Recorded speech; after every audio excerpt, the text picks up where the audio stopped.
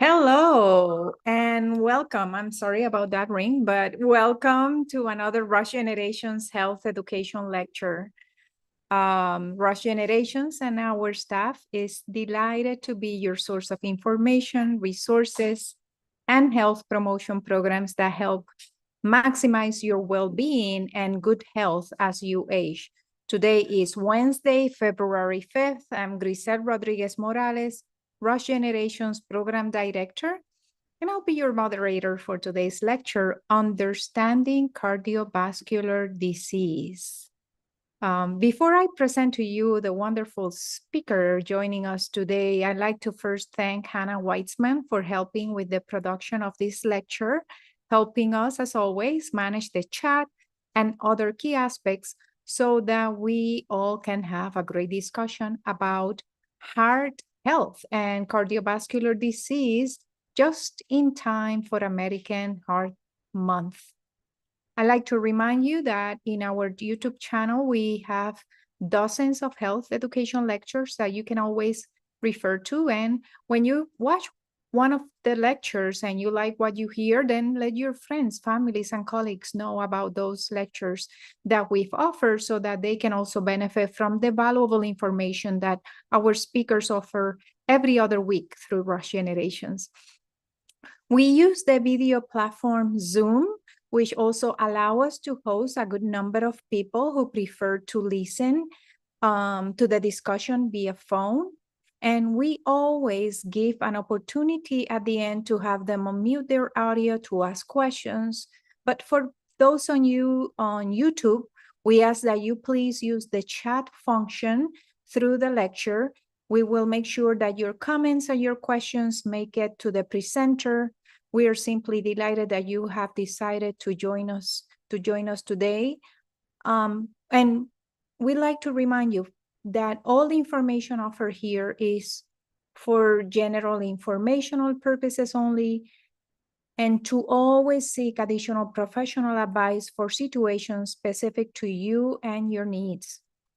So without further ado, now I'd like to introduce Monique Colbert.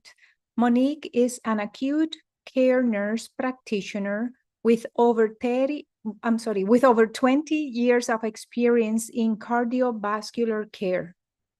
She has a wealth of experience in cardiac care, cardiac critical care, post-myocardial care, and cardiovascular surgery care, including open heart surgery. Her clinical expertise also spans to caring for patients with advanced heart failure therapies, artificial heart pumps, and heart transplantation. So, Monique, we are so delighted that you're here with us today. And I would like to welcome you to our Rush Generations member and Rush patients. All right. Hello. Good afternoon, everyone, as we prepare to move forward with our presentation today. And I am just getting everything loaded to share with you.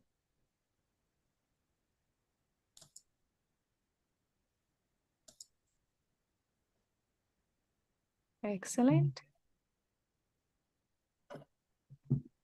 All right. It advanced. Perfect. We got it. All right. Again, good afternoon, everyone. I'm Monique, and I will be sharing with you today. Our agenda today that we will be discussing, we'll talk about increasing our awareness of cardiovascular disease, understand hypertension, stroke, and heart attack, examine the risk factors, review screening options, and discuss what we call life's essential 8 and preventative strategies. Those are very critical as we move forward and we understand and learn about cardiovascular disease. So I want to start here with what I call cardiovascular disease facts. And I would like to disclose that these data were obtained from the American Heart Association. This is the data for 2025 that was published last month in January. And these looked at numbers between 2012 and 2022. So when we talk about cardiovascular disease, that's what the CVD stands for.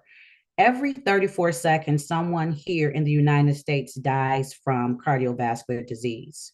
And when we look at that, that equals 2,580 deaths per day from cardiovascular disease. So I want to just take the time to think about every 34 seconds. And as you can see, that was very imperative for us to understand what that is, know how to treat it as providers, and what treatment options are there for you as our clients and patients, and how we can best help you. The next we talk about is stroke. Every 3 minutes and 11 seconds, someone in the US dies of a stroke. There were 453 deaths per day from stroke. And again, these are data based from 2022. And in that time frame between 2012 and 2022, we saw an increase of deaths from stroke by 28.7%. So again, hence just the critical and the severity of understanding, making sure we seek treatment, and knowing when to obtain that treatment. So we're going to start off with to say, what is cardiovascular disease? Because these terms can be not only scary, but hard to understand sometimes. They are diseases of the heart. And hence I have a picture of the heart that shows the vessels and the muscles and the different structures. So that disease can affect vessels, muscle of the heart here, our valves, which I don't have an open picture here, but on the inner part of the heart, and what we call our internal electric pathways of the heart. So some of those common causes are coronary artery disease. Again, it could be a little bit confusing because we talk about coronary artery disease, which is diseases of the arteries of the heart, but it all falls under the umbrella of cardiovascular disease. The next that we'll be talking about is hypertension or blood pressure. We'll also be talking about stroke, and then heart attack falls under the umbrella of the coronary artery disease. So we're going to start off with our first, which is high blood pressure or hypertension. Oftentimes you may have saw the catch slogan that says, know your numbers. And when we talk about just knowing our numbers, one, we have to understand, what do those numbers mean? So one, we talk about what is blood pressure. Blood pressure is actually the force of the blood as it moves against the walls of the arteries. So it is expressed as two numbers. So when you go to the doctor and they say your number is 110/60 or whatever that number is for the top and bottom. Now, as we understand the top number, terminology is called systolic blood pressure. And that top number is the force of the pressure in the arteries when the heart beats. Then when we look at the bottom number, which we call diastolic, that is the pressure that is measured between each heartbeat. And you may say, well, how does hypertension contribute to cardiovascular disease? Over time, when we have high blood pressure, having that high force of the blood moving through the vessels, it can weaken actually the walls of the vessels. When the walls of the vessels are weaker, it makes them more susceptible to rupture, which we will talk about. It also makes them more susceptible to increased development of plaque, cholesterol on the artery walls. It also can take a toll on our kidneys. It can weaken the muscle and lead to terminology that you may have heard of before called heart failure. And then it also can disturb just the systems of how the heart works. So we talk about lifestyle changes that lower blood pressure, which we'll talk about that in our Life's 8 Essentials. But definitely wanting to know, basically to know the numbers and know why it's important to manage our blood pressure. These may be newer numbers than you heard before. Before they used to tell us, oh, as long as our blood pressure is 120/80, we're okay. When our newer standards here, as you see in the green highlight, normal blood pressure is considered for the top number to be actually below 120 and the bottom number to be below 80. We talk about having an elevation of blood pressure, meaning here, we got to be cautious. It's kind of like the stoplight. Our top number is 120/129. The bottom number is 80. So here in this elevator or the caution zone, we need to be taking action. That action may include some of the lifestyle changes that we will talk about. And then when we hit here in our high zone at the red, we have what's called stage 1 and stage 2 hypertension. Stage 1, meaning that the top number is 130/139, over 80/89, or stage 2, which is 140 and above, and the bottom number is 90 and above. Here, this is definitely hypertension. When you're here in this elevated range, your provider may ask you to check your blood pressure at home. They may ask you to come in a couple of times for screenings to monitor your blood pressure and to see what's happening. And of course, talking and utilizing lifestyle changes. But when you are here in this high range, this is actually a diagnosis of hypertension. And this is the area that requires lifestyle change and medication to lower the blood pressure to decrease some of the risks that we will be talking about. Also, keep in mind when we talk about high blood pressure, not only does it damage the vessels to our arteries in the heart, we have to think about arteries elsewhere because that damage of arteries happens throughout the body. So keep in mind, high blood pressure can weaken and it causes narrowing of the arteries to the vessels of the kidneys as well. So when you have narrowing of the arteries to the vessels of the kidneys, hence you have a decreased blood flow. That decreased blood flow to the kidneys can impair how the kidneys function. Our kidneys are our jobs to filter out waste products from the body. If we decrease that blood flow, the waste does not filter appropriately as it should, which over time that can lead to kidney damage and kidney failure. So hence, hypertension is a major risk factor for kidney disease. Another thing we have to think about is, again, having that weakened blood vessels to our arteries, that can affect the arteries to our legs. So not only to the top, as we call it, but also to the bottom. You may have heard people say, oh, I have what's called poor circulation, or I have what's called peripheral vascular disease or peripheral arterial disease. Again, that is due to high blood pressure affecting the arteries of our lower vasculature or our periphery with the blood flow to our legs, ankles, and feet. Our next cardiovascular disease that we want to talk about is stroke. So we want to understand, what is a stroke? What happens? What do we need to do? How do I prevent it? Here I have the picture of the brain here. One thing we know with anything, any injury or damage to the brain can happen in a matter of minutes when we have decreased oxygen to the brain. So what is a stroke? A stroke occurs when you have blood vessels in the brain that become blocked or those blood vessels can burst. So there are different types of strokes. We have what's called an ischemic stroke in our medical terminology. But what that means is that there was a blockage to a vessel in the brain and that you didn't have appropriate blood flow. Now, if the vessel in the brain bursts, we call that a hemorrhagic stroke. Thus, you have the vessel in the brain that is hemorrhaging or bleeding. So you can see the essence of how this is a critical emergency. And then you have what's called TIA. We call that transient ischemic attacks.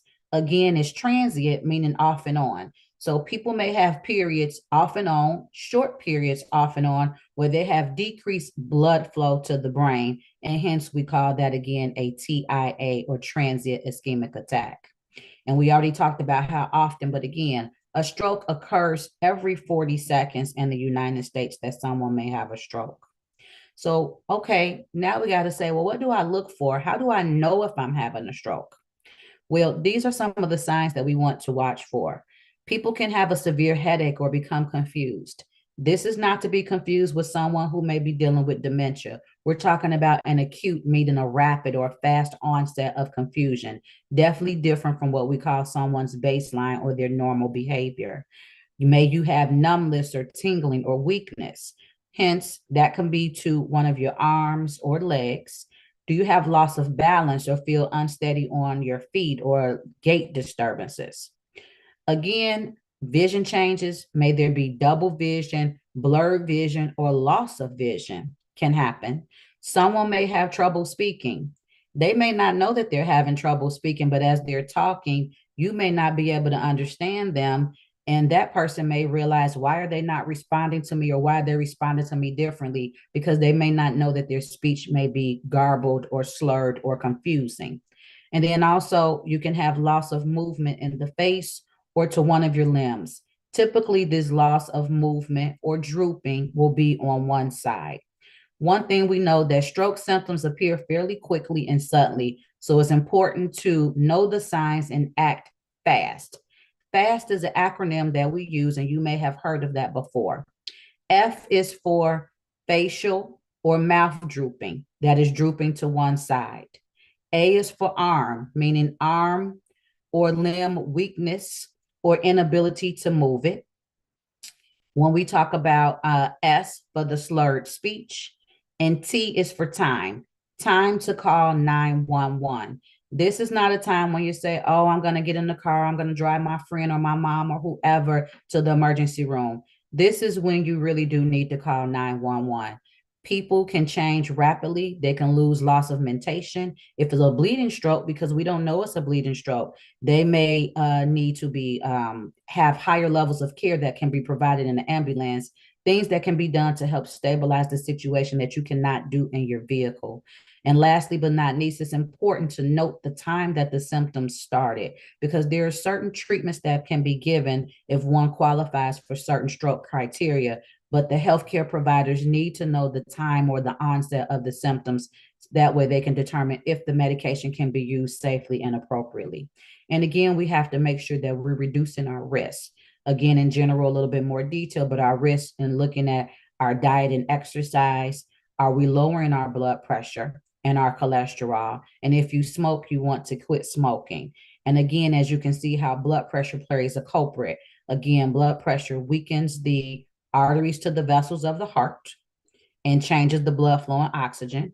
It can weaken the arteries or the vessels going to the brain, which can cause a stroke. And now we're going to talk about how it weakens those arteries directly inside of the heart and what constitutes a heart attack versus just having blocked arteries. So here we have what is coronary artery disease. It is the narrowing of the coronary arteries that supply blood and oxygen to the heart. How do they become narrowed may be the question. Here I just put a snippet of an artery. Here is the artery. And here you have this yellow stuff here. This is what we call plaque. Not the same as plaque that builds up on your teeth, but a similar concept. The plaque that builds up in the artery wall, it becomes thickened, it hardens, and it narrows the vessels. So when you have an artery that is blocked, or you hear the term blocked artery, it is due to the plaque and or cholesterol deposits. That's what that is, that build up on the artery wall. And those deposits can block the artery. So hence, when we have a blocked artery, that is called coronary artery disease. That coronary artery disease can lead to having chest pain, not feeling well, lack of energy, and other things. And we'll get to a little bit more detail with the distinct signs. But what makes that different from a heart attack? The difference is when you have a piece of the plaque that breaks off, that piece of the plaque breaks off into the artery. And that is actually when someone has a heart attack. Well, how do I know the difference? Oftentimes you don't know the difference because the signs can be similar and are the same. You can have shortness of breath and inability to breathe. You may be fatigued or very tired. You may have chest pain or discomfort. You may have nausea or vomiting. Now, I would like to say that these signs, symptoms can be a lot of different things. We can have shortness of breath because maybe I had the flu or had COVID. Maybe you're someone who has the condition called COPD and I just don't feel good. Maybe I have fatigue. I thought I was overworked. I'm run down. I've been working a lot, ripping and running with my family or staying late at work. Chest pain, not normal to have chest pain, definitely not.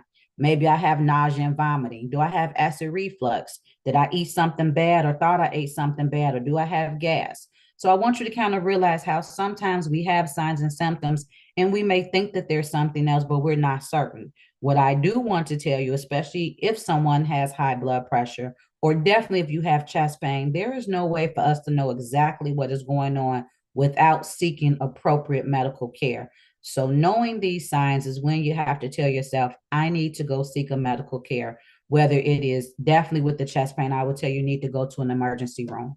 That is not something I want to sit around and say, I'm going to call my doctor or I'm going to send them a my chart message for some that might be on the platform that have messaging, or to have a video visit because the doctor cannot fully assess you in a video. They can't get a blood pressure in a video or telephone visit, and they definitely cannot do an EKG in a video visit. So having chest pain that you've never had before, new, or if you have, but other symptoms, that requires emergent medical attention.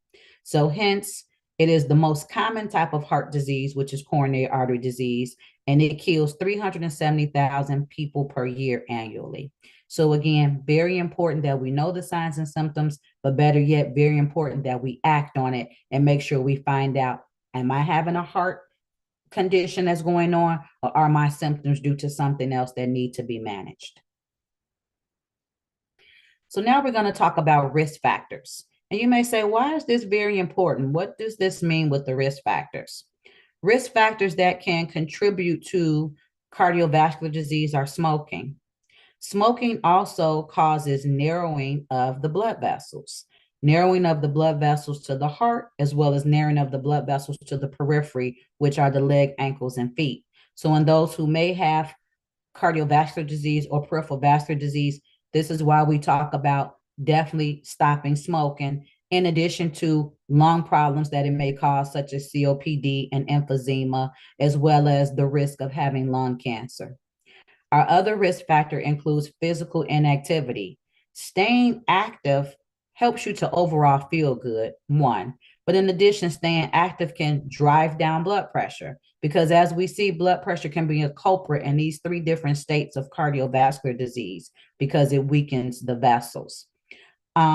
Staying active also decreases your cholesterol. High cholesterol, which was that yellow plaque that we saw in the artery, that contributes to narrowing of the vessels, which can lead to coronary artery disease and or heart attack. For those who may be diabetic, or maybe you're not sure if you're diabetic, want to make sure that you have appropriate screenings to check, as well as making sure that your blood sugar or blood glucose levels are controlled. Because high blood pressure, not blood pressure, I'm sorry, high blood glucose levels, that means you have extra free flowing blood glucose or sugar flowing through your bloodstream.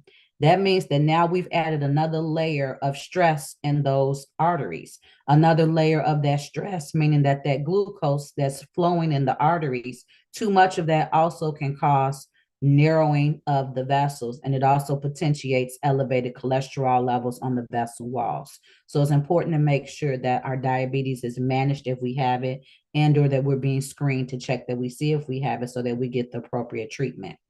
Things that we cannot necessarily change when we talk about risk factors are genetics and family history. The things that's important about that is that it helps to understand what someone may be going through, or helps to your providers to know what to look for or to screen if there's a family history. We have genetic testing that help us understand if there are diseases of the heart that may be related to cardiovascular disease that may be potentiating that cardiovascular disease. And with that genetic testing, oftentimes we can isolate certain things and treat certain things that may be a potential cause of the cardiovascular disease. Now I want to talk about our screening options. Very important. The number one step in our screening option is to make sure, have you been to your primary care provider?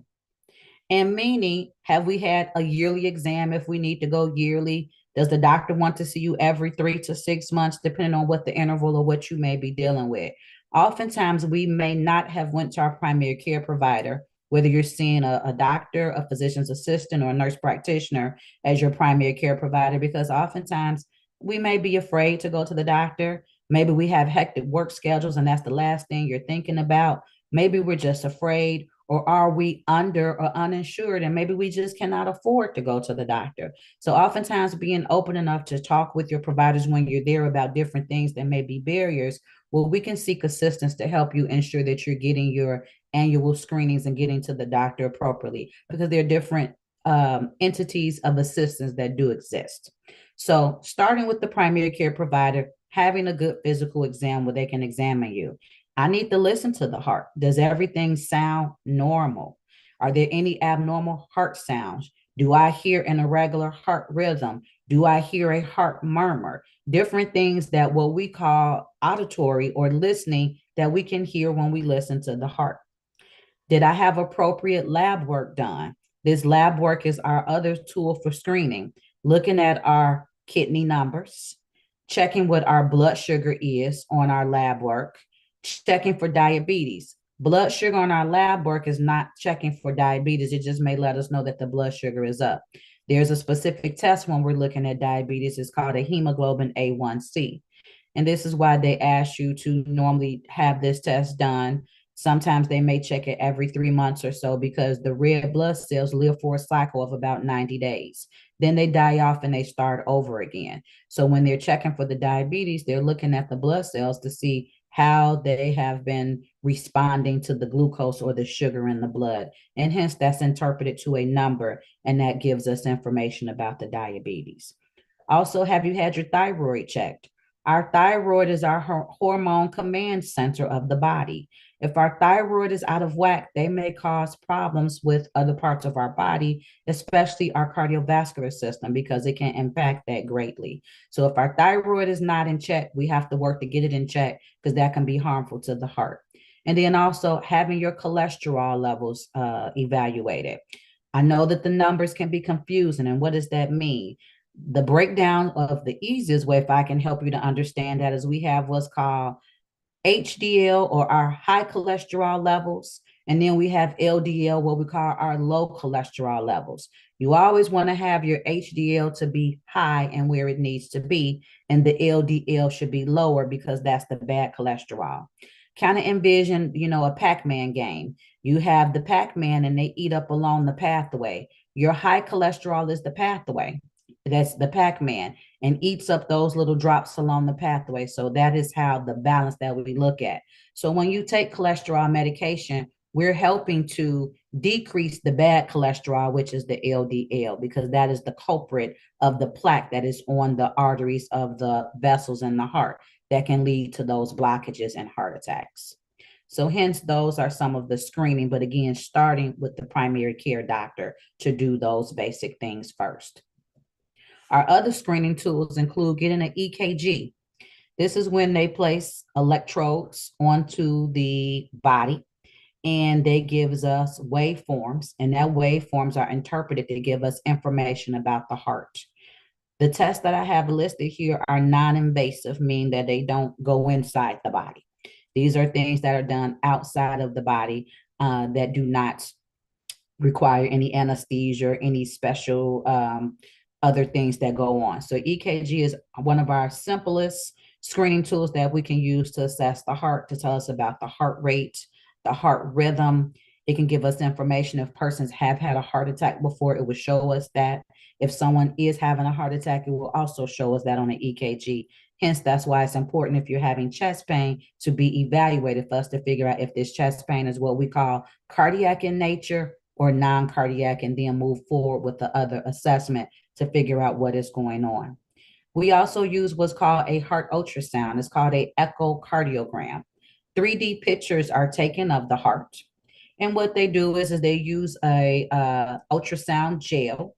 And the probe, they press it to the heart and on your chest wall, and they move it around, and it gives the pictures.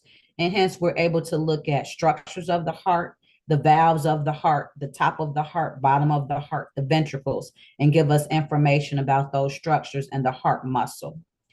You also may be asked to do a coronary CT angiogram. This is a non-invasive test for evaluating cardiovascular or coronary artery disease because it gives us a score. We call it a coronary calcium score. And that coronary calcium score equates to a number that we use for risk. When that score gives us also information about the risk of how much you may have blockage or buildup on the walls of the arteries to the heart. So based on what that number is and what that risk score may be, it may be determined that we're okay for now. We don't need to do anything. Maybe it's determined that you should go on cholesterol medication, or maybe it's determined that they need to go in for a closer look and have a coronary angiogram where they actually go in and look at the arteries of the heart. So hence, you can see how you can get a wealth of information from these different testing to help plan for the care and figure out what's next steps. Also, there may be what's called a ultrasound. We call it carotid ultrasound of the neck arteries. Oftentimes, this is done for persons who are at risk of a stroke or who may have already had a stroke. On each side of your neck, the right and left, you have carotid arteries there. And sometimes those can be blocked as well. And then also you may need to have a ultrasound of the legs and or specific testing for peripheral vascular disease.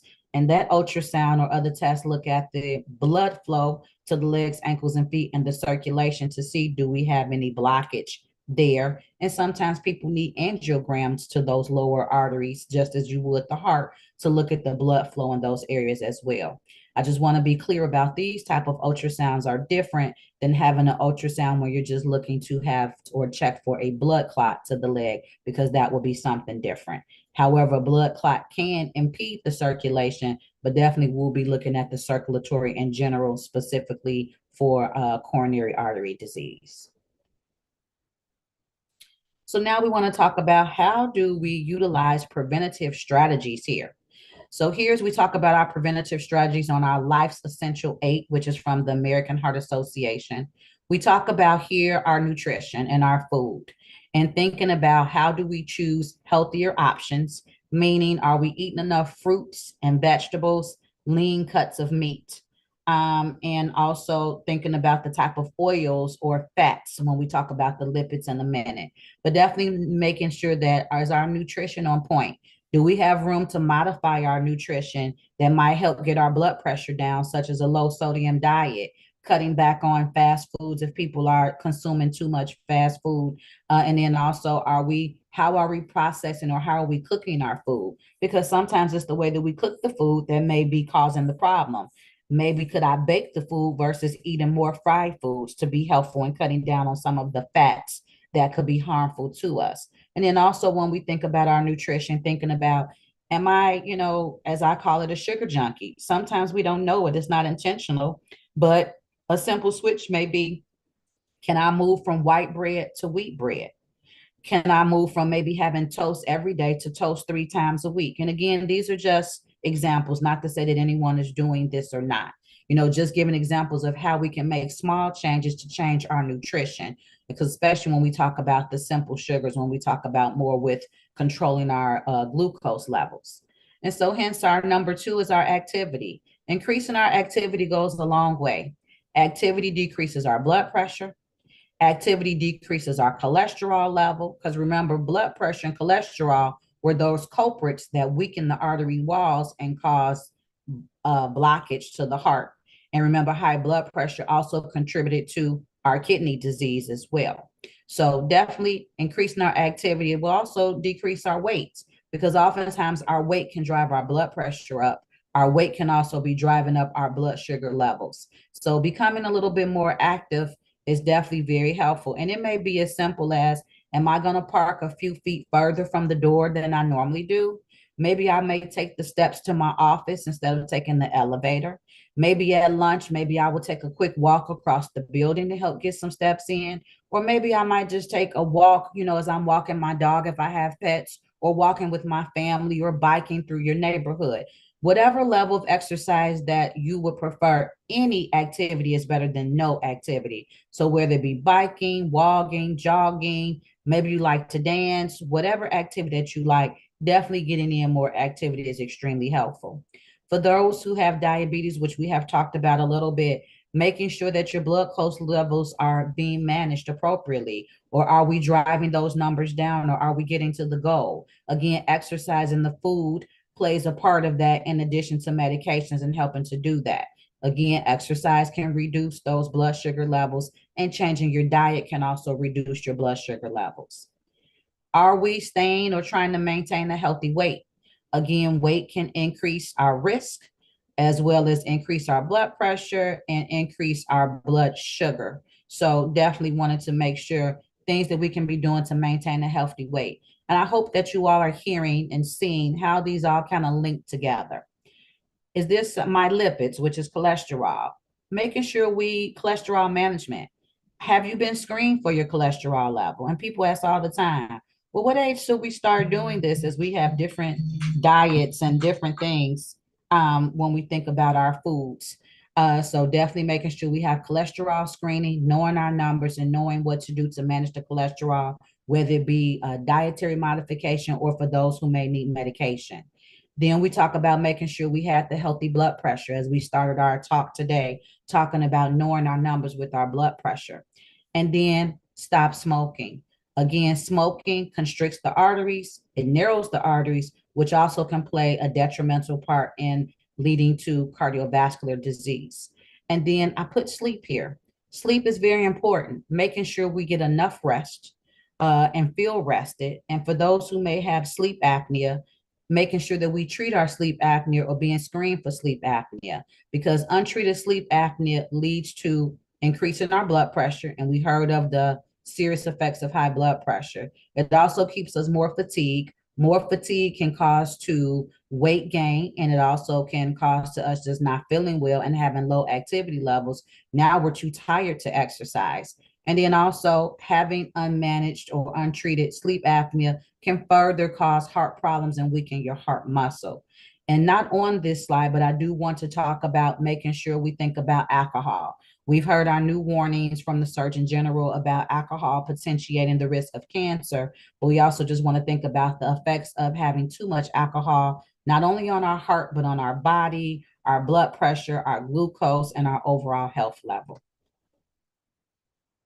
These are the references from our talk today that are here, pretty much from the American Heart Association. And many of the slides were from cardiosmart.org. They're called infographics, where they are downloadable, where you can have that.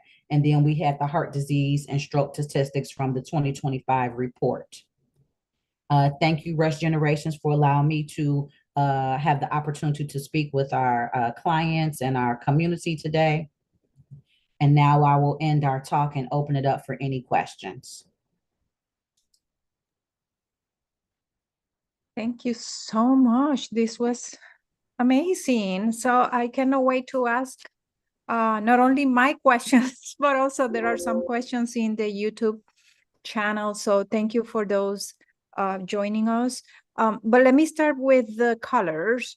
We have a good number of colors today. So I cannot wait to hear from you. If you have a question, remember, *6 will unmute you, and that way you can ask your question.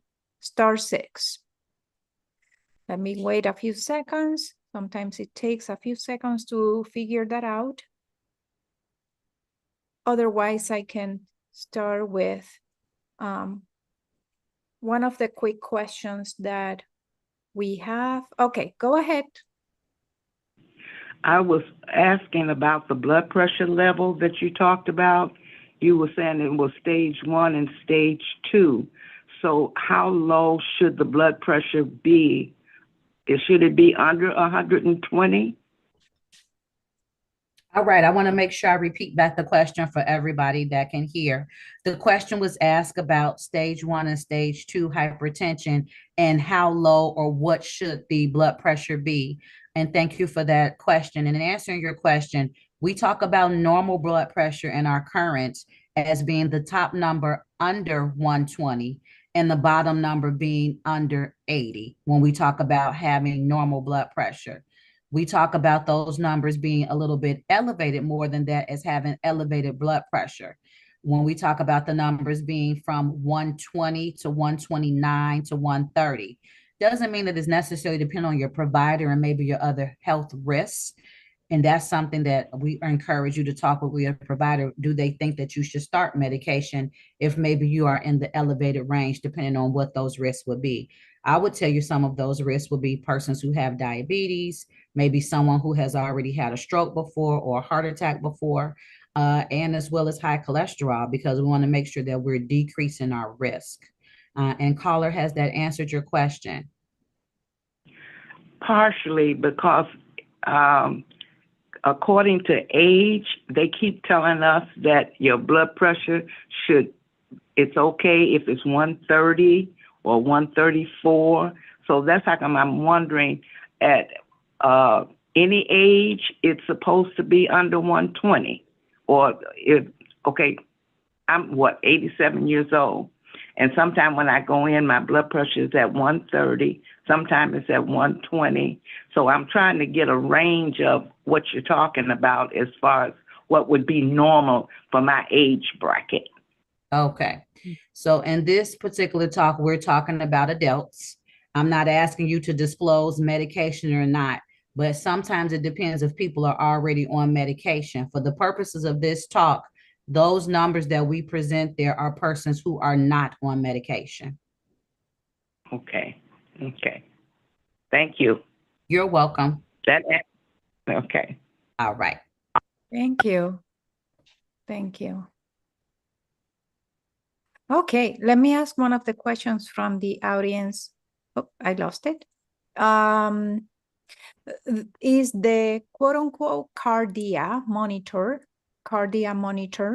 to check the heart at home equivalent to blood pressure monitoring? Apparently there's a monitor to check the heart. Maybe that's the brand, Cardia. Yes, I am familiar with that. And to that person, I believe you're speaking of what's called iCardia, CARDIA, or you're talking about a home cardiac monitor. I believe you may be talking about something that you may be using through an app or a watch, but that is not the same as blood pressure monitoring. Most of those cardiac monitors are monitoring heart rate and not blood pressure. Okay. Okay. Thank you so much. One question that I have, I mean, first of all, over 2,500 deaths in the US due to CVD. That's shocking. Any reason why there has been an increase in stroke deaths, considering, as you did today, the constant education about the FAST, the FAST, Yes. the signs on stroke. There has been an increase also in education. So to see an increase in stroke, wanting to know more about why that might be. I think when we think about our increase in stroke and why that might be, when we look over time, when we think about persons who are more at risk, when we think about the increase or the numbers that we're not seeing of undiagnosed or unmanaged high blood pressure, when we think about that, we also have to take into effect what are those risk factors that play into our blood pressure, not only about diet and exercise, but also lifestyle. When we talk about many people have a level of stress from various things that may be rising in the blood pressure. And for our community here, I sincerely apologize for not mentioning this, but this is very critical. Hypertension is a silent killer. You may have heard that before, and the reason being is because we don't feel it. Oftentimes, we don't feel that our blood pressure is up. We don't feel that there are changes that are happening inside of our body that I talked about to our vessels because you can't feel anything. Someone may feel a headache, lightheaded, dizzy, but only in the essence of extremely high blood pressure, meaning people may have the top number of their blood pressure at 200 or higher before they may feel something. Many people may be walking around not necessarily at 200, but with high blood pressure and don't know it. So hence, when we think about the elevated rates of stroke, we have to consider how many people have high blood pressure that's not managed or undermanaged. We also have to think about our barriers. Am I able to get to healthcare? Do I have a barrier in obtaining healthier foods? Can I afford the things that may help me to lower my blood pressure, such as exercising or a change in my diet or even medications? So just in practice and what I see on a daily basis, there are a lot of barriers that go into why people may not be managed, but I just do feel that hypertension is very dangerous and we don't understand the exact why because it's not something that's tangible that you can touch.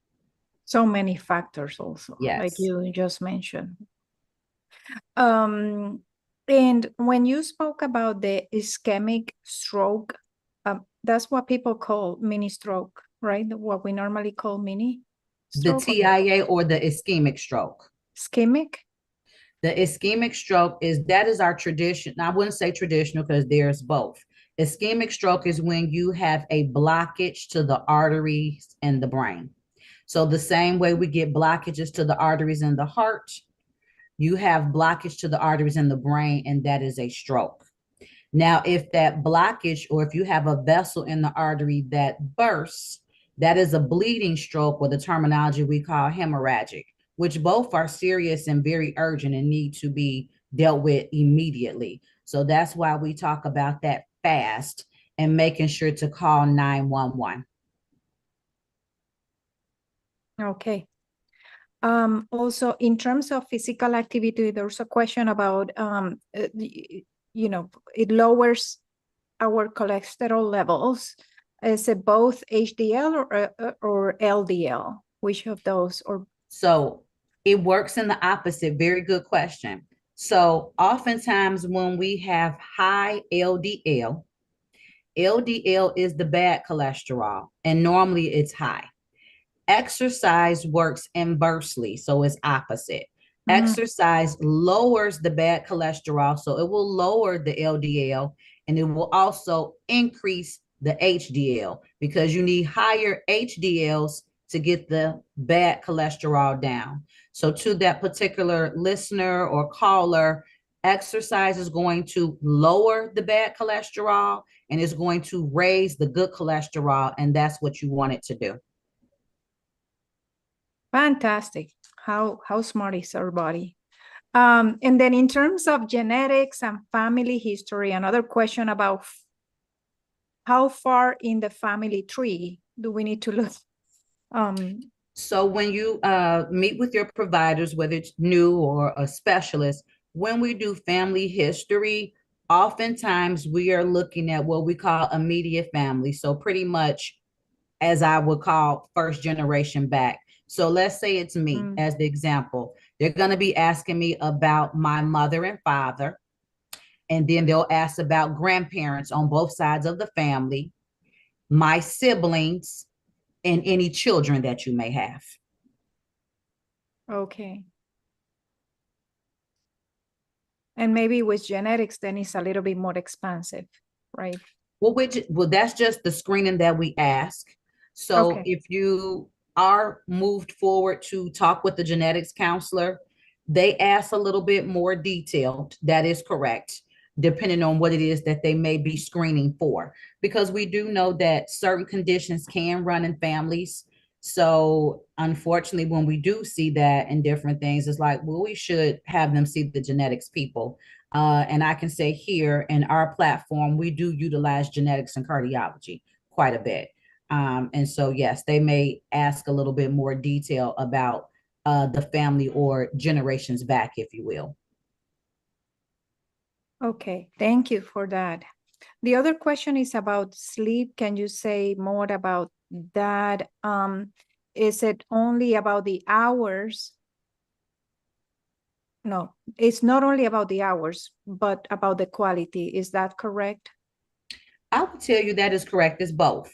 Oftentimes, our bodies or us as people, we're so used to operating the way that we do, we don't realize that we may be lacking in something. You know, oftentimes we read studies or we hear you can focus or you can work on this amount of sleep. But I would tell you, as we look into sleep and we talk about healthy sleep and quality of sleep, I would tell you that would be at minimum at least 7 hours of good quality sleep.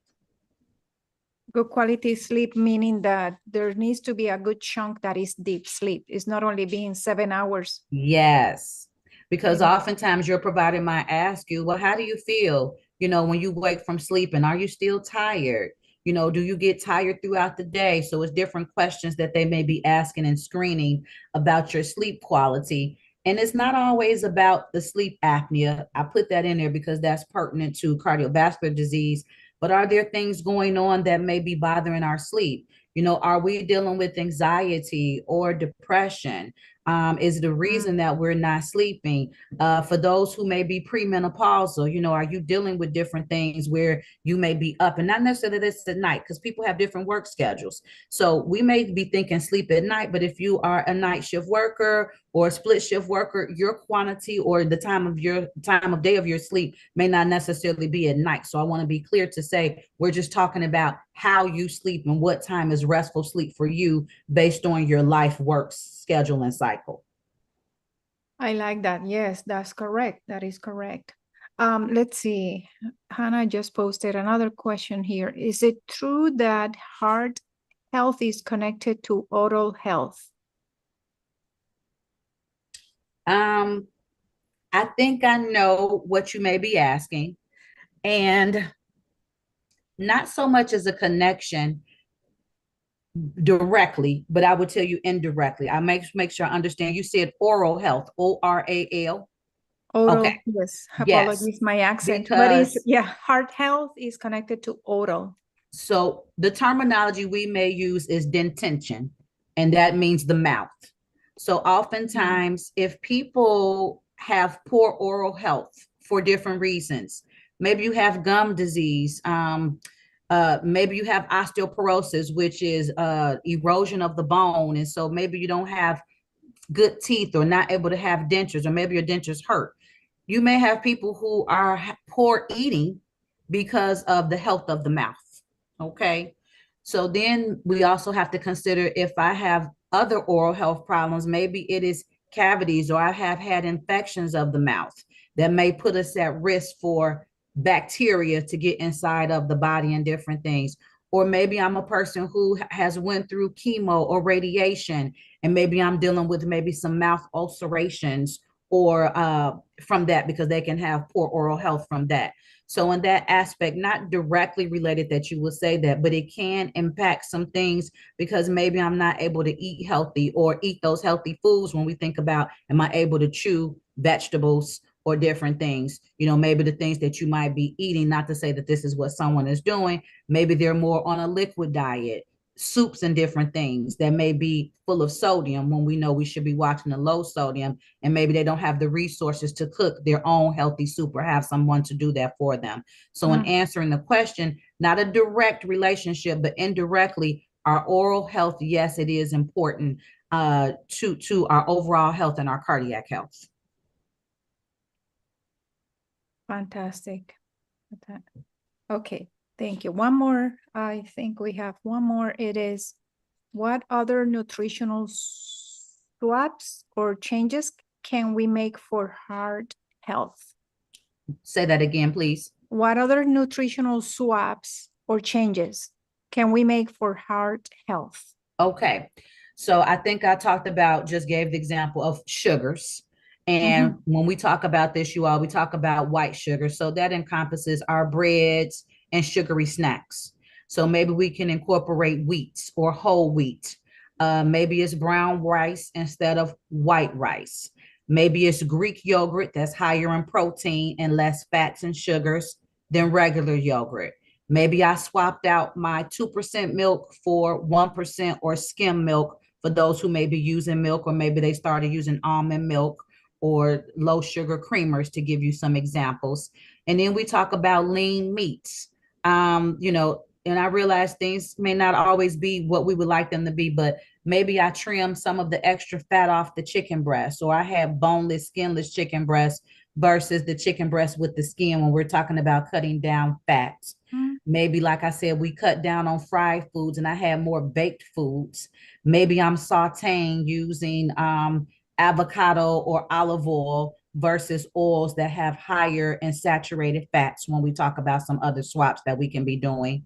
And then maybe I just try some new vegetables. The quickest or the easiest way, I would tell you, because sometimes it seems challenging. When you look at your plate, if your plate is, as I call it, boring, meaning it is all monotone, so you got all Mm. neutrals on the plate or all darks on the plate, then we got room to liven our plate up. Our plate should have a variety of colors. So that's the best way to think about when you're trying to change it. Or depending on what is your strongest meal of the day, try and add your fruit or vegetable into every meal. Absolutely, absolutely. And maybe even start with that, right? Mm-hmm. You got it. Okay, so we have one more that is about repeating the fast, Yes. the acronym, and this, Yes. that would be great. Okay. I will repeat the acronym if that is okay, if that may be the question. So when we think about stroke, fast, because we need to move fast. So that's why we say it the fast. So F basically is looking at, get my acronyms out here.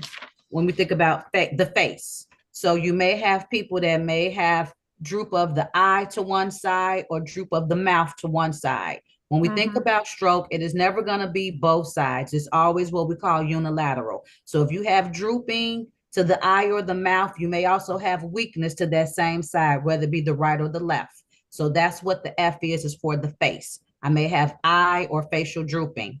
You may have arm weakness, meaning that your arm is kind of just dangling. It feels weird. It might be numb or tingling. I'm not talking about numbness or tingling because I slept wrong. I'm talking about that it really feels heavy. It feels different, okay? Because that may also be coupled with that facial or mouth drooping that you may see. And you may have S is the slurred speech. So you or I may be talking. I may not realize my speech is slurred, but whoever is with me may notice, hey, that speech is slurred. You don't sound the same. Okay. That may be a key thing. And then T is for time to call 911, because as we used to say, time is brain. In a stroke, remember that you're not getting oxygen to the brain. Without oxygen to the brain cells die. So this is why we don't want to get in our car and transport whoever it is to the emergency room. This is why we want an ambulance, because there are critical care resources on the ambulance. And here in Chicago and our area, we are fortunate enough where we have programs where on our ambulances, they can call directly to our hospitals and critical care and say, hey, I have a stroke patient coming, where we can alert and call cold stroke. They're ready when you get there. I have a heart attack patient coming. We call it cold STEMI, so that when you get to the ER, they're ready to roll and do everything we need to do urgently and expeditiously so that we can save lives and save brain cells. I hope that answered the question for the person talking about or asked about the past. Absolutely. Thank you for not only saying the acronym, but also expanding on it. So greatly appreciate you having you today. Thank you so much for joining us. Something else, I know that you also spoke about the screenings, and we do not have all the extensive screenings that you mentioned in terms of EKG or echo. I'm sorry, let me finish my thought, is that we have a resource and health fair that Rush Generations does in May during Older Americans Month. And there are several screenings there. So for those that probably have no access to screenings, that is coming up. It's going to be in May during Older Americans Month. And we may not have, like I was saying, EKGs or echo or ultrasounds there, but absolutely some of the glucose and blood pressure and things like that. And if there's anything, like Monique said, that maybe an arrhythmia, something comes up when checking, we facilitate access to care. So there's going to be some assistance around that. So hope that you join us. And again, thank you so much for all this information. This is one of the lectures, people, that you need to go back to and listen to it over and over. It's great information and great reminders. Love your life essential aids. So we already have some ideas to expand on that. So thank you, Monique. We greatly appreciate you joining us today. And all right. Thank you, Gazelle, and thank you to the Rush community of listeners. Thank you. Thank you. Wow, what a fantastic lecture. Okay. So now we're going to tell you about the programs that we have coming up, starting with Art for Emotional Wellness, which is a free 6-week wellness class that incorporates various forms of art and expression to foster emotional wellness. This program is designed and implemented by Arts in Healthcare students at Columbia College Chicago for their senior capstone project. People, every time that we have offered this, people love it. The topics and the mediums change from year to year, but they can include fine art, dance and movement, music, improv, poetry, and others. So Art for Emotional Wellness will be offered in person at the Rush campus starting on Tuesday, February 25th to April 1st from 1 to 3 p.m. So to register or for more information, call our toll-free number, 1-800-757-0202. We have some spots available still. All right.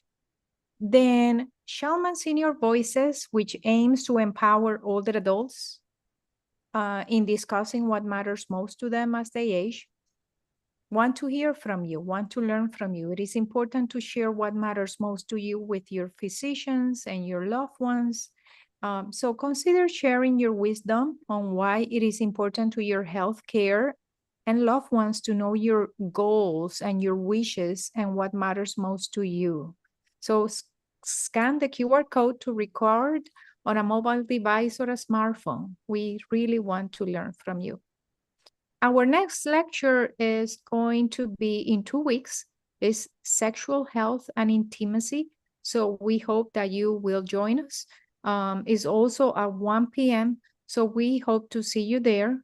We have great speakers. So again, sexual health and intimacy on Wednesday, February 19th. Always feel free to call our toll-free number if you are wondering how you can access some resources or if you need consultation. We have licensed clinical social workers and other providers available to you.